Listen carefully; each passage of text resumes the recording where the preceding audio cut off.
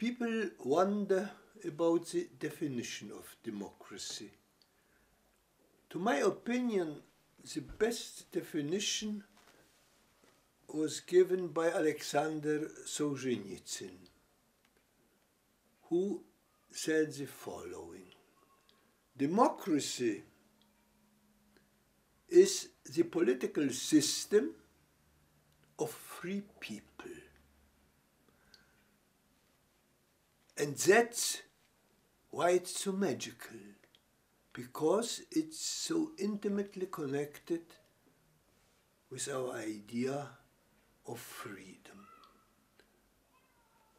To say it's a system of free people means that the people living under that system are not subjects of the state and its government, but are citizens of the state, which means they have some rights, civil rights.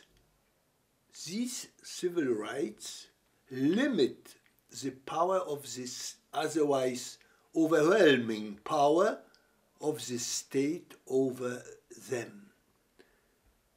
This power of limiting the government, some people think there's some, for instance, such a German philosopher, Jürgen Habermas, very much acclaimed in the West, of whom I don't think much, who thinks that the guarantee of those civil rights which people enjoy and have under a democratic political system, that the guarantee of these rights is the Constitution. And there is a tendency, especially in America, but following America also in other Western countries, in Poland even, to regard the Constitution as something holy, saintly. I don't think it's right. The guarantee of our rights is not the Constitution, because the Constitution is, as a matter of fact, by itself, just a scrap of paper with some writing on it. The guarantee of the civil rights under a democratic political system is only one: the will of the people.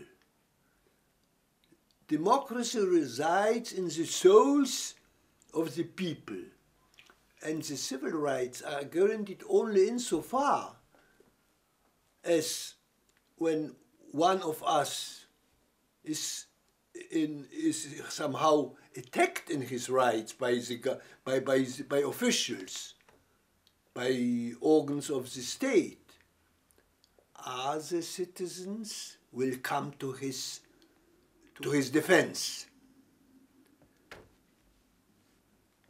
That's what I mean by democracy. The only one political system which guarantees freedom to the people. No other ever did. An important element of the construction of Western civilization is democracy. I say of Western civilization, I mean by that of our civilization, because I understand I'm speaking right now to members of the same civilizations, and I address only them, because I think, and I hope you share, at least many of you share my opinion, that the Western civilization, of which democracy is an essential ingredient, is the greatest civilization which has ever appeared on the world. Some people try to dispute it. I think it's foolish to dispute it, because it's simply a fact. Because it's the greatest civilization, it has conquered the whole globe. I'm sorry to say that there's something wrong with contemporary democracy, which means that there's something wrong with the whole construction of Western civilization. Because the wrong is best visible when you consider two concepts of democracy which are now in circulation.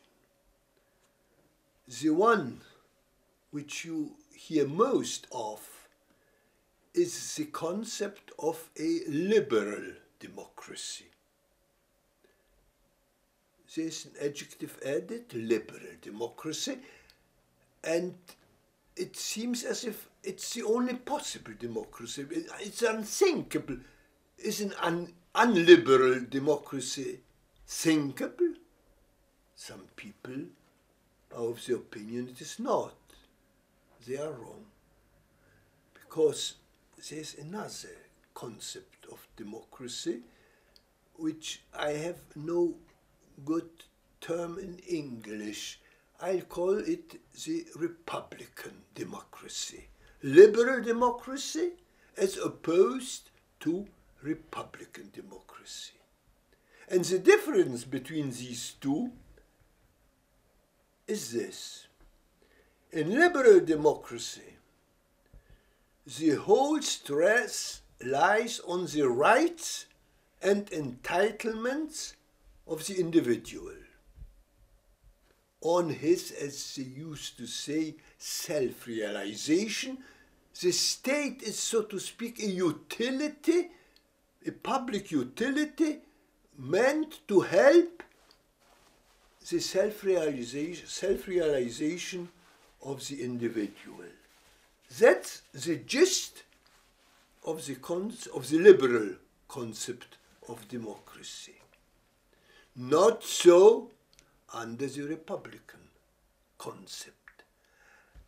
The Republican concept of democracy consists in an equilibrium between the rights of the individual within the community, democratic community, and the duties of the same individual which it has with regard to that community. If you don't have that equilibrium, if the rights are not tempered by corresponding duties, liberty turns into license. Everybody does what he wants. No prohibitions. No prohibitions. Every is free to do whatever he likes. Permissive society. Oh, then if you stress only the rights, you get what they call a permissive society, a permissive school, and all the evils which accompany them. Under the Republican understanding, which is the classic understanding of a democracy, these rights are tempered by obligations which you feel you have to observe with regard to community. And if you don't feel, the community will see to it. A clash of civilizations is certainly underway in Europe. Not only in Europe, in America too. But we are speaking about Europe. There is a clash of civilizations. There is an invasion in Islamic and Asiatic invasion of Europe, and Europe is showing no signs of realizing what's going on. I am very happy that some politicians in Europe, like Mr. Geert Wilders, are beginning to realize that, and that they receive some support of European, in this case of Dutch, citizens, and Europe is trying to put up some resistance against that invasion. Well, so let me add a few words to what I've said already. First of all, about Mr. Geert Wilders. As I've said, he is the sign of an awakening of Western civilization out of the stupor in face of the Islamic invasion. He brings back to us, and people, he not only he himself, I miss Mr. Wilders, with all my respects to him, but there are more people like him in Europe. And he is the harbinger of the spirit to fight against the Islamic enemy who's invading our civilization. The spirit which got expression in the old British battle cry. I wonder if you remember it. Men of Cornwall, stay your steady.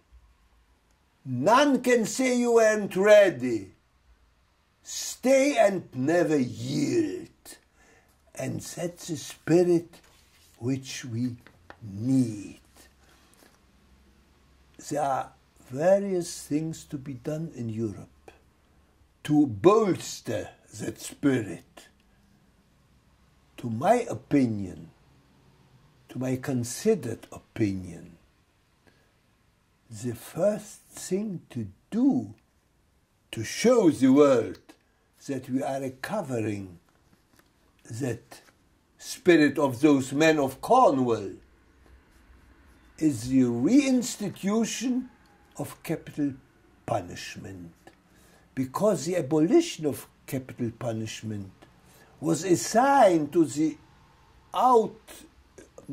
outside world, outside with regard to the Western civilization, that we are soft.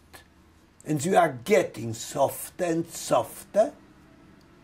And that would be a sign of our determination, that we mean business. And we won't yield to that invasion. That's the first thing which needs to be done. Restitution of capital punishment. And there's another thing we ought to do. The outpost, the eastern outpost of Western civilization is the Jewish state of Israel. And it's under constant attack by that Eastern world which tries to invade us. So, to show the East that we mean business, first of all, we should start really to support the state of Israel in its fight, because it's our Western outpost in the East.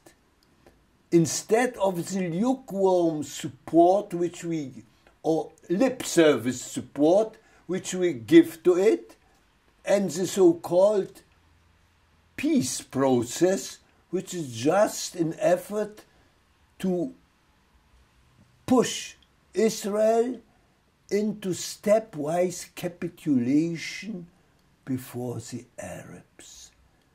The world should see that we are one with the state of Israel. If we do these two things, restitute capital punishment, and show that we mean business in our support of the state of Israel, and that an attack on the state of Israel will be taken by us as an attack on Europe, then they will understand, and that will be the first step for us to recover. And I hope, as I've said, Mr. Wilders is a harbinger of that spirit in the West.